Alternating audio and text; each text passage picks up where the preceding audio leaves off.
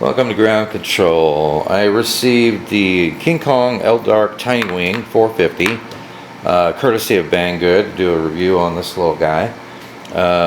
It comes fully assembled except for the vertical stabilizers. You're going to need some foam safe glue to attach your vertical stabilizers. It came with 9 of these 2x8mm prop mount screws. It came with 10 props. That's pretty impressive. It came with 10 props. You get 4 transparent props, you get 3 white props, and 3 orange props. I'm probably going to use the orange one. I weighed the plane with 2 of the prop mount screws in the motor, with the vertical stabilizers, with 1 of the props. And the airframe weighed 68.8 grams without the receiver and without the battery. Now, the battery that I have that I'm going to use in it is a Sheeta 2S 450 milliamp 35C LiPo. It weighs 24 grams. So the weight of the plane with the LiPo weighed 92.8 grams. The micro receiver, you probably need to add a couple more grams to that. So you're looking at 95 grams all up weight without a micro FPV system. And with the micro FPV system, you're going to be right around 100 grams all up weight. So that is not bad at all. It has a 6 amp BL Heli ESC on it. The motor that is listed in the specs is an 1104 5500 kV. Well, what mine came with was an 1105 5000 kV. Now these props are 3.8 by 3 props.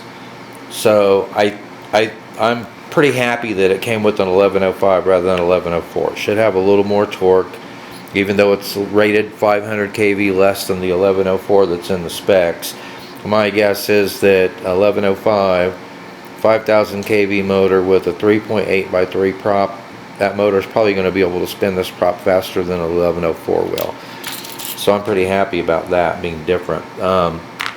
Everything looks well made.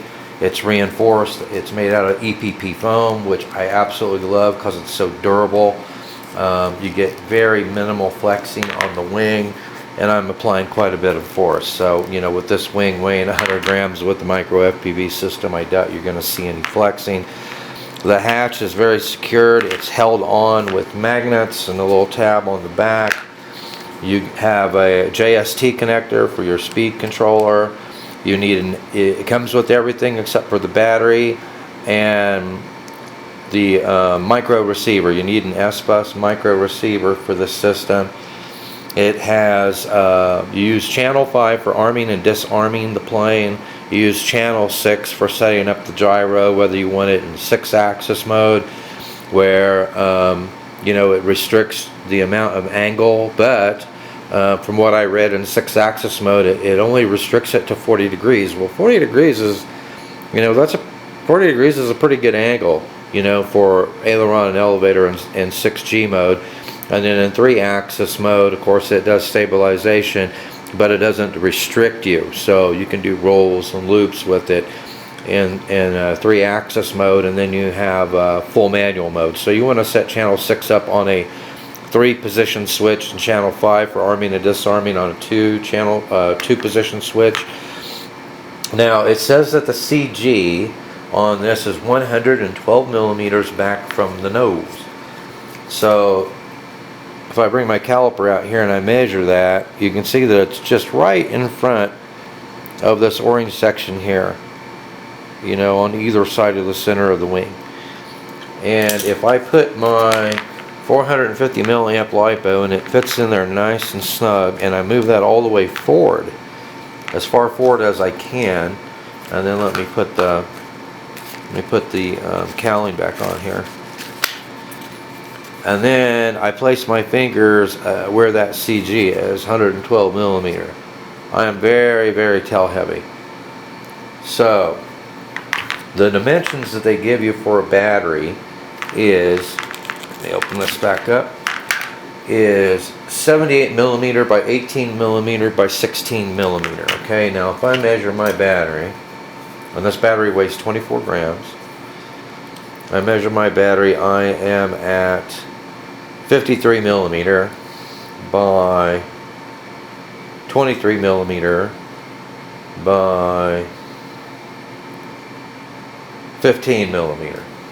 Okay, looks like this is a little bit taller than what they have listed, but it fits in there fine. But if you look at the 78 millimeters that they give you for that, I mean, that is 78 millimeters is the entire length. You see that? It's the entire length of that cavity for the battery, or nearly the entire length. So with a battery that size that would fit in here, you know, it would be a much heavier battery. But with a battery that would fit all the way, you know, fill that entire cavity, I don't have a battery that will do that. But if you had one, my guess is that would put the CG where you need it. But my guess is you're probably going to need about a 30 to 35 gram weight battery to be able to get the CG correct. I will stick a micro all-in-one FPV camera in there just to see. I don't think that's going to be enough to get the CG where it needs to be, but I'm going to put an FPV camera on it anyway. I may end up having to put a little more weight in it to get the CG at 112. And of course we still need to test that CG and make sure it's correct. But anyway, that's where we are. The one thing that was missing, the only thing that was missing from my kit was the decals that you put on it. I don't have any decals. But the other thing I want to talk about is the reinforcement on here. They've got plastic reinforcement on the nose, at the center of the wing, and plastic reinforcement on the landing skids over here. And they also have protectors over the servos. So that should make this wing fairly durable, you know, with all that protection, plus the fact that it's made out of EPP foam. So anyway, at this point I'm going to go ahead and stop. I'm going to mark mine up, and then we'll see what it looks like, and then we'll talk about options for receivers and setup. Okay, I've got my plane all marked up pretty well. I think I'm going to be able to tell the top from the bottom now. Not too bad. I think I like that better than decals anyway. Now I'm going to show you that everything is set up. The arming switch, the mode switch. We'll throttle it up so you can see that everything's working. I'm going to go ahead and do the maiden on this plane, and then what I will do is, everything goes well, I will provide another video that has tips and for setup and for marking this up. I'm not going to put a micro FPV camera in it until I know that it's flying okay. I don't want to take a chance on tearing up one of my FPV cameras. So what I'll be doing is I'll be putting some nose weight in it so that I can get the CG set to the specified 112 millimeter back from the nose of the aircraft. I'll go ahead and show you here. I've got the battery in it.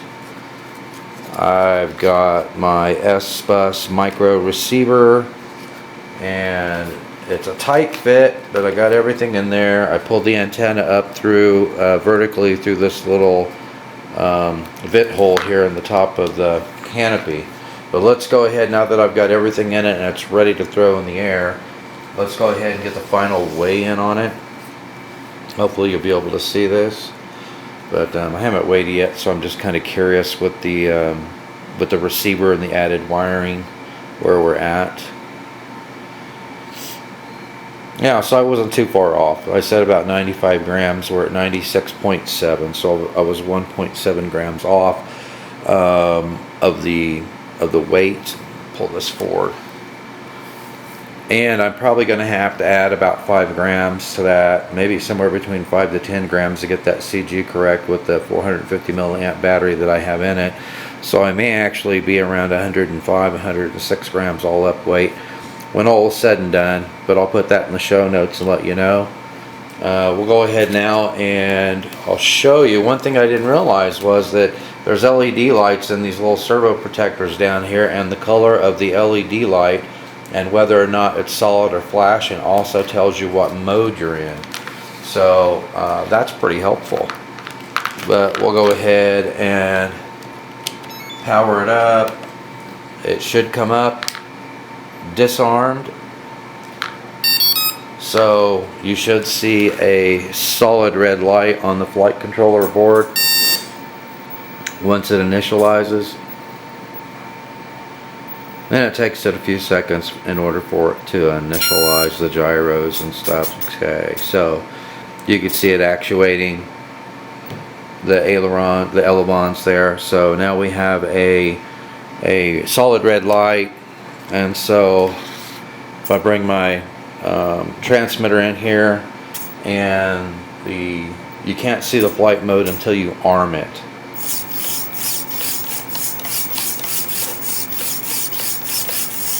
So it's in complete manual mode right now, and then if I arm it, then you'll be able to see exactly what mode it's in. A solid blue light means it's in complete manual mode right now. Now they recommend the throws on the control surface for aileron and elevator at 30 degrees. I've got quite a bit of throw in there right now. For the Maiden Flight, I'm probably going to tone those down quite a bit. Just to make sure that there's not too much control in it. I would rather have a little less control surface deflection than what's optimal than have too much. You know, having too much control makes for an unpleasant flight. So I've got the throws right now set at 100% dual rate. I'm probably going to tone those down between 60 and 70% for the Maiden Flight, and then I'll increase it from there until I find my sweet spot, the way I like to fly it. Okay, so it's in manual mode. Oops, I must have bumped something. Okay, so I flipped my switch all the way back. I have a solid green light, which means it's in total 6-axis mode. My mid switch gives you a green flashing light, which means it's in mixed mode or 3-axis mode. And then my most forward switch is back to manual mode again. Okay, and then we'll actuate the throttle. I don't know how much thrust it has. It definitely feels like it has a lot more than a 1-to-1 thrust to weight ratio, and this battery's only got half a charge on it right now. It's actually at storage level charge, about 3.7, 3.8 volts. So, and then if I disarm it again, you can see that my throttle's not actuating the motor. So everything seems to be working. Put it back into, you'll notice when I actuate the aileron, look how little movement there is when you have it in full 6-axis mode. You have a lot more in the pitch than you have in the roll axis. So, and then if I put it in mixed mode, we have gyro stabilization. You can see it trying to correct the angle that I'm putting in it right now.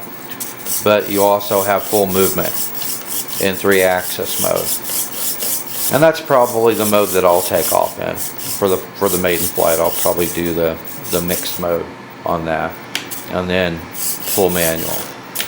So, like I said, I'm going to go ahead and perform the Maiden Flight on this, make sure everything's working okay, and then once I'm sure I got everything set up, I'll create another video that will give you tips on the setup, links to all the components that I used, what my dual rates are set at, and I'll measure the distance of movement between the aileron and elevator where I like to fly it, and at least that'll give you a very good starting point. So stay tuned for the Maiden Flight. As soon as I have the weather, I'm going to be going out and throwing this thing in the wind. So thank you for watching. Please give a thumbs up. Don't forget to subscribe. Don't forget to check out our Patreon site. We have a lot of free content there as well. And I will see you in the air.